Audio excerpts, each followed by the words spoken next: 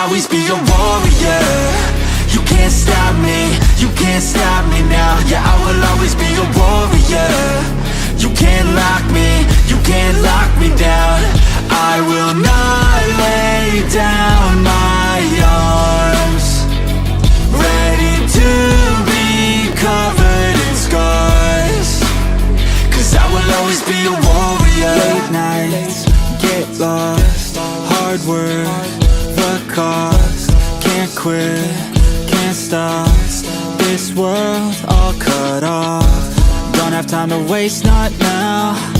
Need to find a way to get out, 'cause I'm gone in deep. Get lost in the weeds. You know it's all about the conquest, what's next? You gotta put the work in like you're obsessed. Think about what you want, what's your future? What kind of person would it take to seduce her? So what's next? Be obsessed with winning and your success. Make progress, this life is never promised. So feel blessed, live life, don't be too cautious. Trust the process. In too deep, I'll never quit. I wanna see this through. Yeah, I'm all in, and I will hold my head up high. Got what it takes to fight and survive. Yeah, I will always be a warrior. You can't stop me, you can't stop me now. Yeah, I will always be a warrior. You can't lock me, you can't lock me down. I will not lay down my arms, ready to be covered in scars, 'cause I will always be a warrior.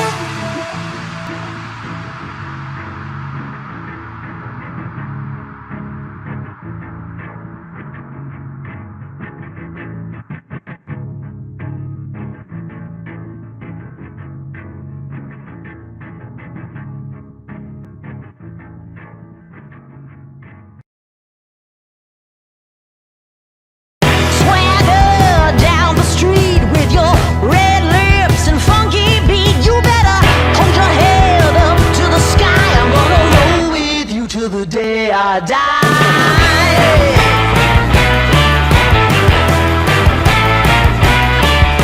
Hey, swing those hips around.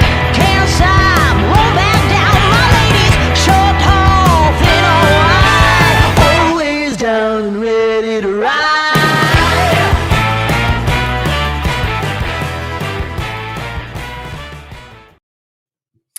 Surprise! This is also part of a new generation of Primed and Lubed. As I introduced the new channel earlier today, I will be going on post games.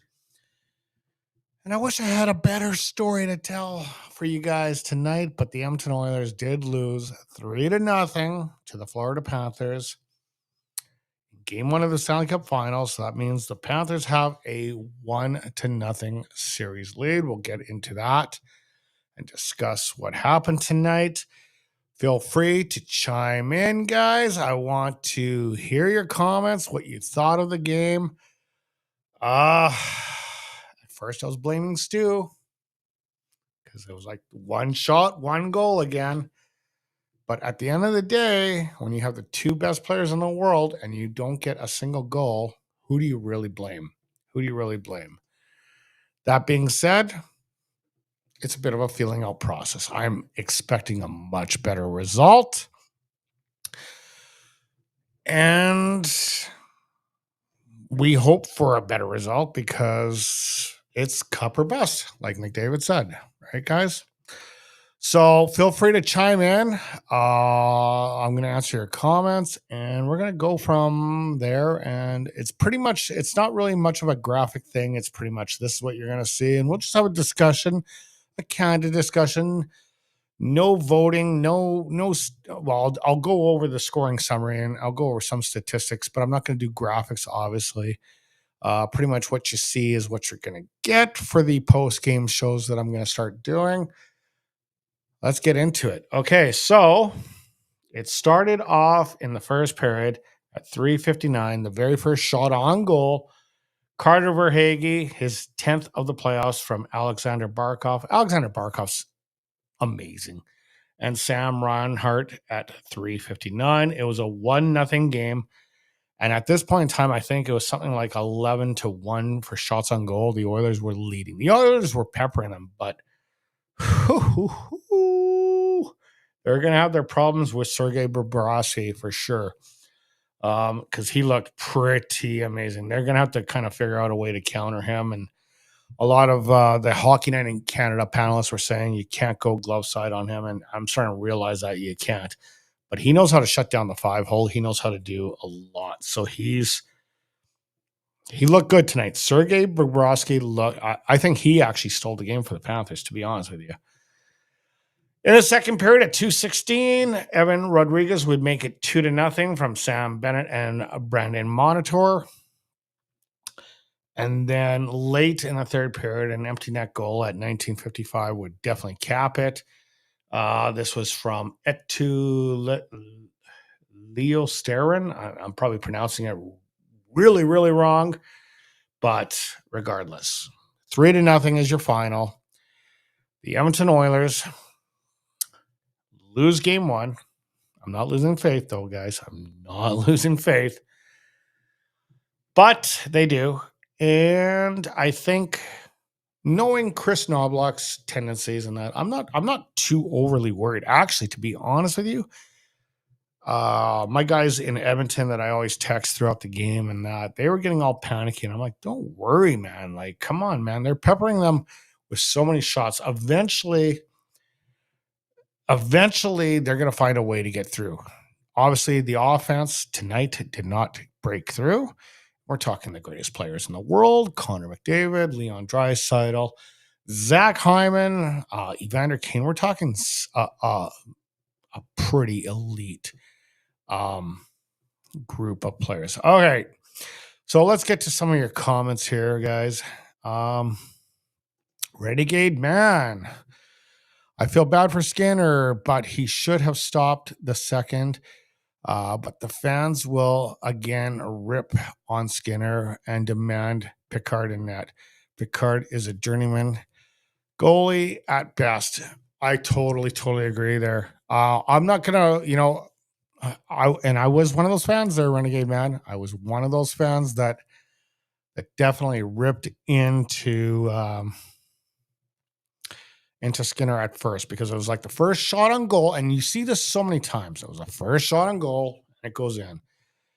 But then, you get into the second period and you start getting into the third period. It's like, okay, you got Connor McDavid, you got Leon Draisaitl, you got all these guys, all this offensive talent, and they're not finding a way.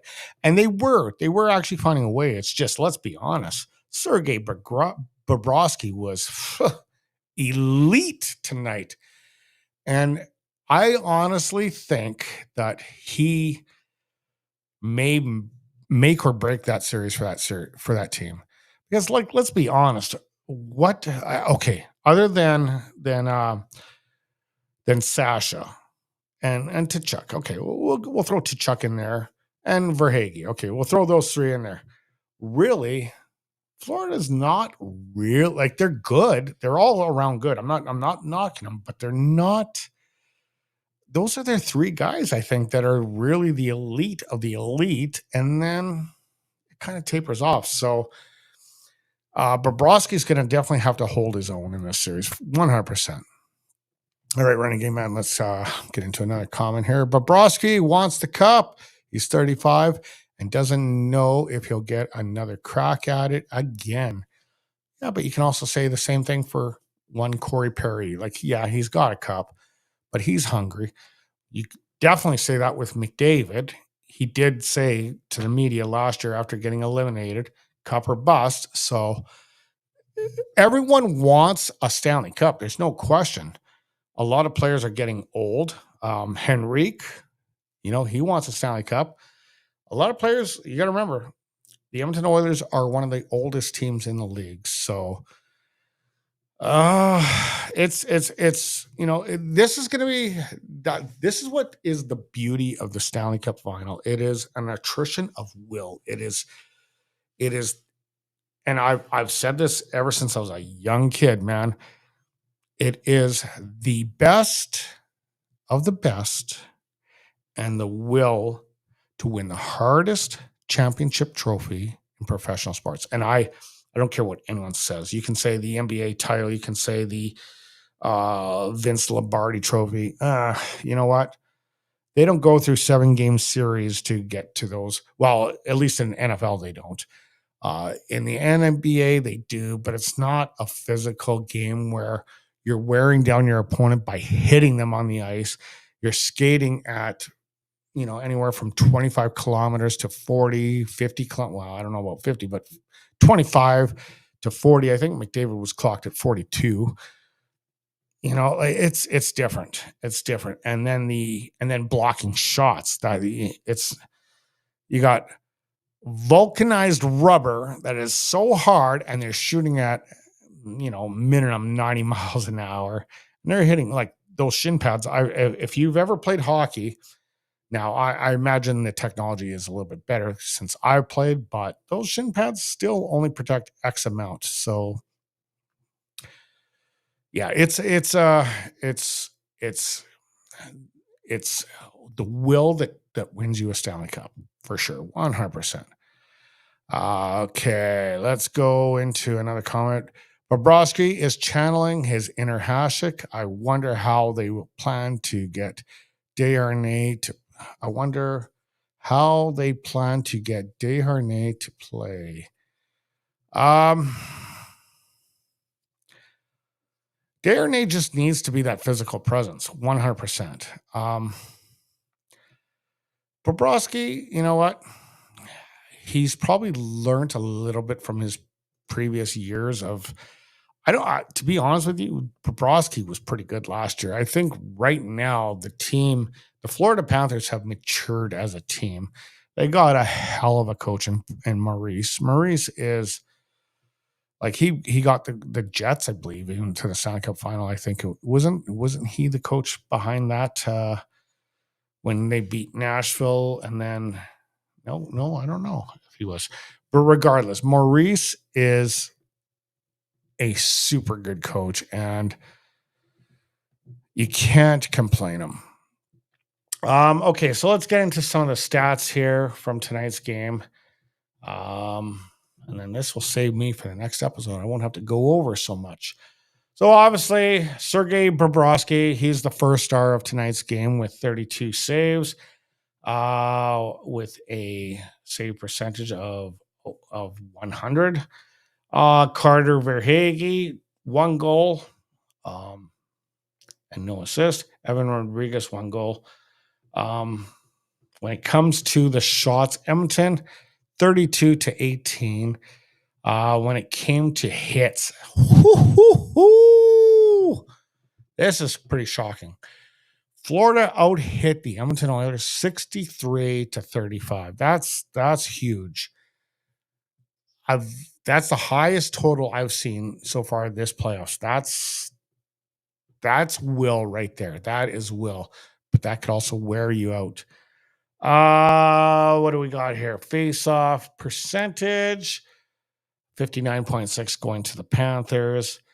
Power play opportunities. The Oilers had 3. They didn't do nothing on the 3 attempts.